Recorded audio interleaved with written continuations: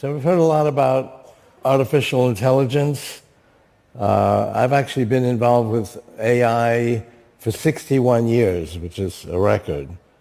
And we've heard a lot about what people think about AI today. So I tried to figure out, what did we think about artificial intelligence 61 years ago?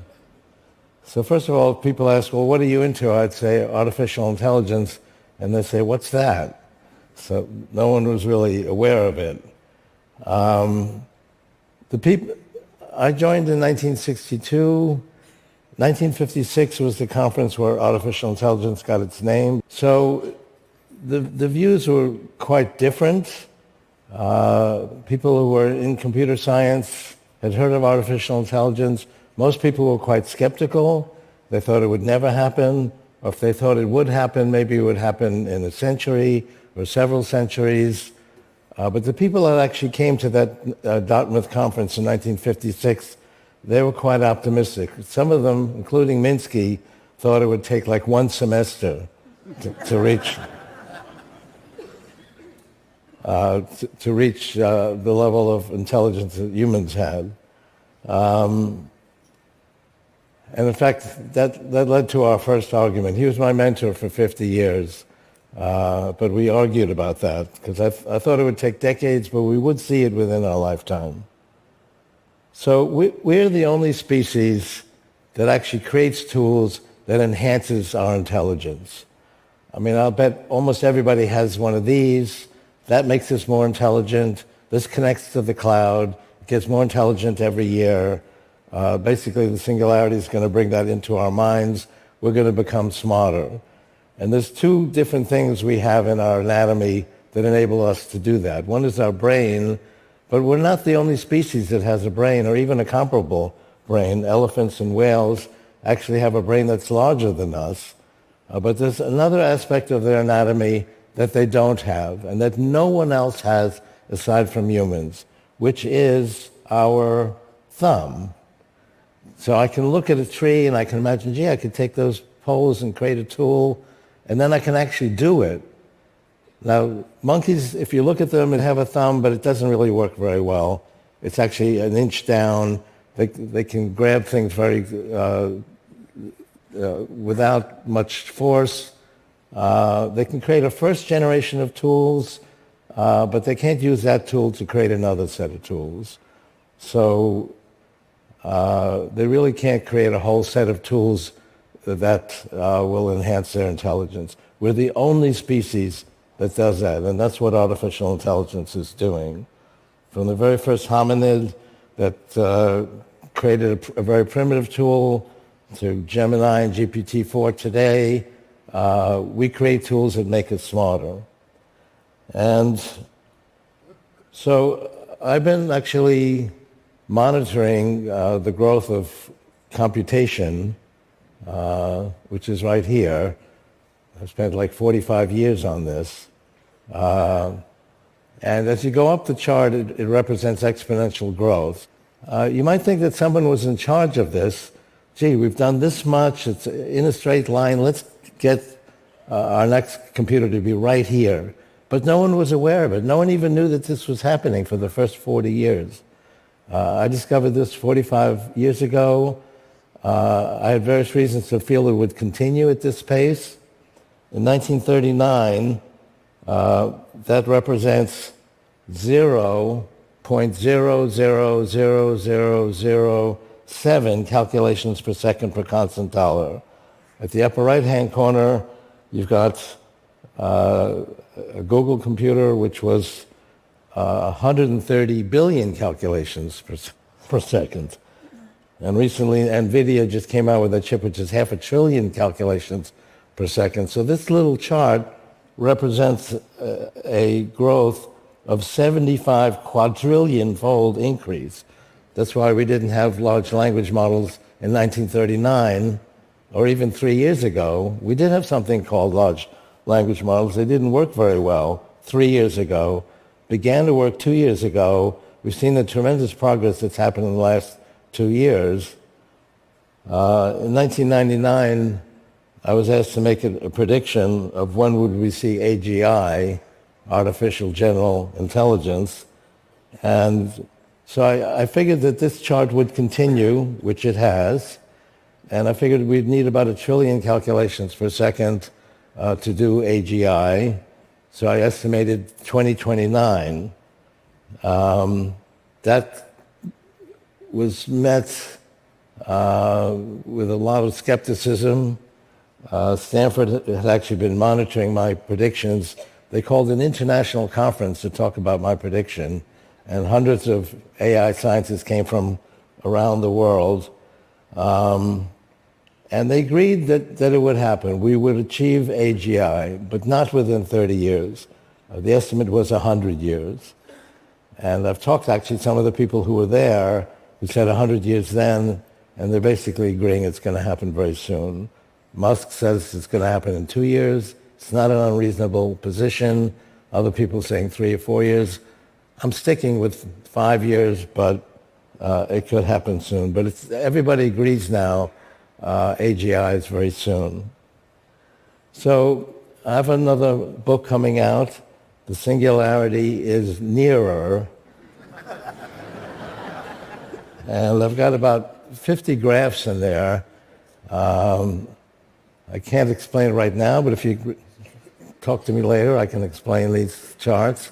But it basically shows that artificial intelligence is going to take over everything. The amount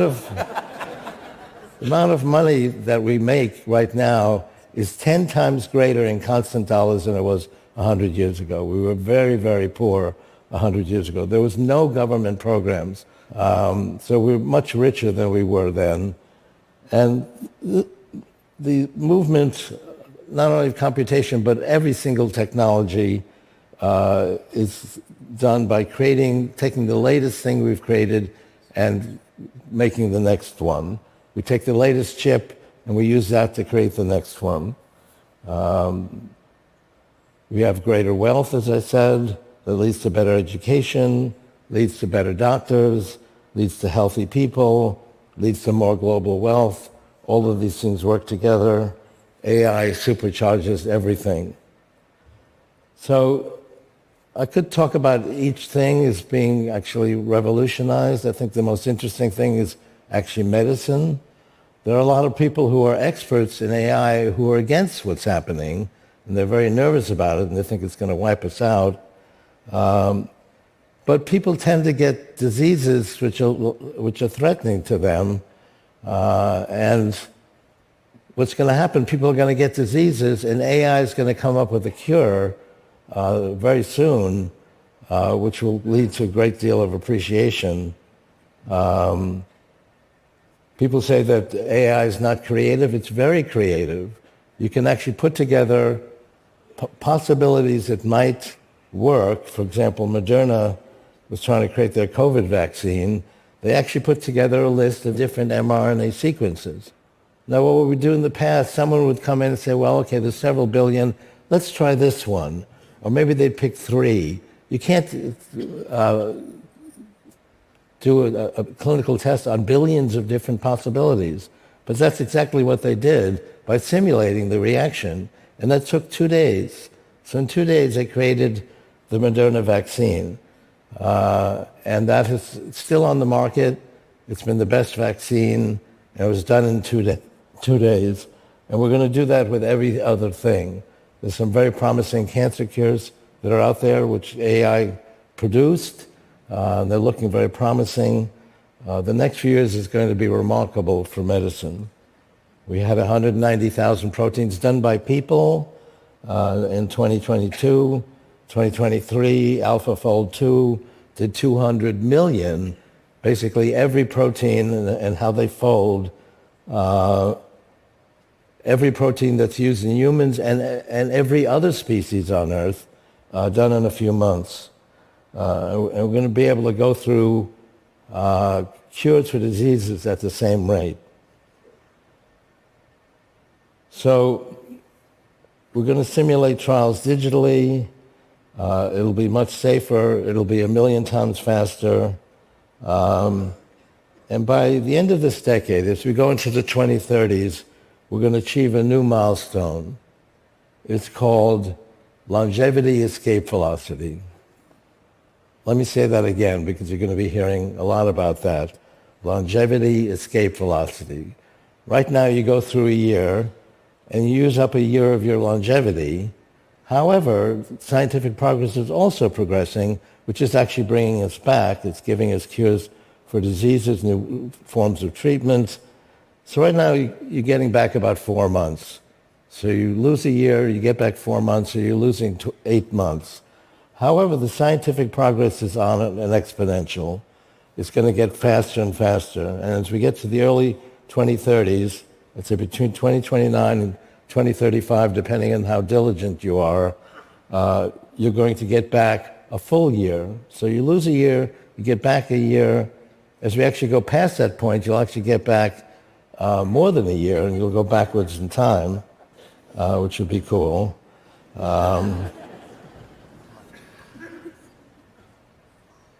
some people are concerned we're going to run out of resources. And actually, if we just went ahead and didn't make any new resources, we would run out of resources, like energy, for example. But it's not happening in a vacuum. AI is revolutionizing everything. For example, we only have to connect 1 part in 10,000 of the sunlight that falls on the Earth to meet all of our energy needs. It's plenty of headroom. And that's growing exponentially, and we'll achieve that within 10 years. And that's also growing exponentially. So we will have plenty of resources. And when we get to the 2030s, nanobots will connect our brains to the cloud, just the way your phone does.